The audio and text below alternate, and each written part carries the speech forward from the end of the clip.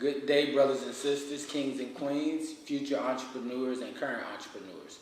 This is your soul brother, Tim the Motivator, business coach, serial entrepreneur, philanthropist, humanitarian.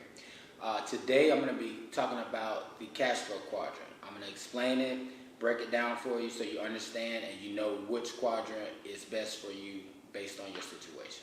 The CashFlow Quadrant, as featured in Rich Dad, Poor Dad, is basically going to be the transformative part of the book. So I'm going to explain it and I'm going to kind of draw it out. Sorry. In the first box, you have employee, which is at the bottom.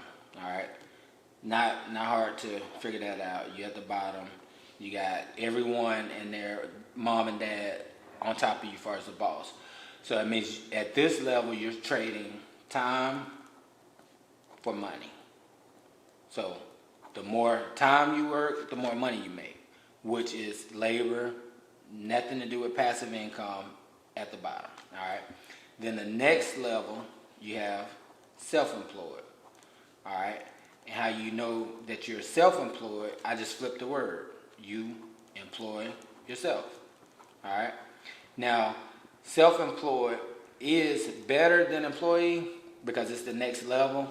At this level, you can make as much as you're willing to put in. So not bad, not a bad thing, better than this. But then there's another level, all right? You got business owner, all right? So when you think of business owner, you think of someone who has a system, meaning they have employees. They might even have apps. They have a structure to where they can make money without going to the business, right? So the difference between self-employed and business owner is a dramatic difference. And then I'm going to explain it because a lot of people don't understand what the big difference is. So on this level, I was self-employed. I was making about $9,000 a month. And I was doing about 85% of the work. So it means I had help, but I was still doing the majority of the work. On this level, and it wasn't until I revisited the book Rich Dad Poor Dad and really honed in on the cash flow quadrant that I made this transition. So I went from making $9,000 a month, working 85% of the time, to making $40,000 plus a month, working about 15% of the time. All right, I know a lot of y'all are saying, well, how did he go from $9,000 to $40,000 and work less time? Sorry, the difference is I had employees, I had a system, all right, and I'll just be more specific. Sorry, I was making over $40,000 a month in my cleaning business. So what I did differently was I hired a lot of employees and subcontractors. So at one point I had 28 employees. I had contracts in 3 states, 12 counties.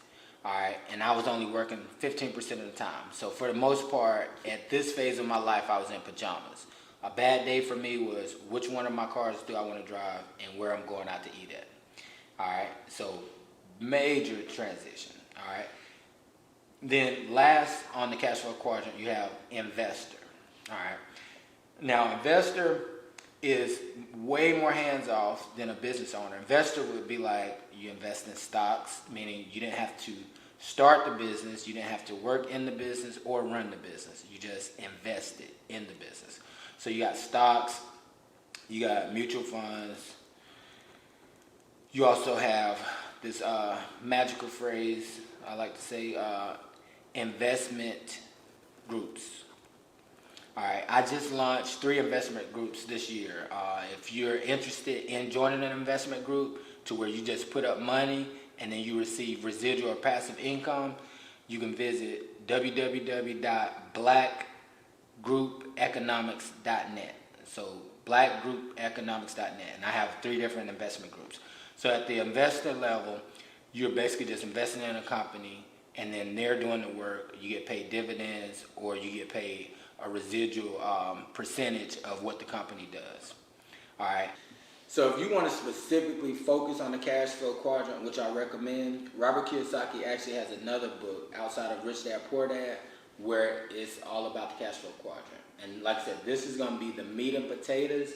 Now, if you're not a reader and you want to take the shortcut, then you can just go to YouTube, specifically put in CashFlow Quadrant.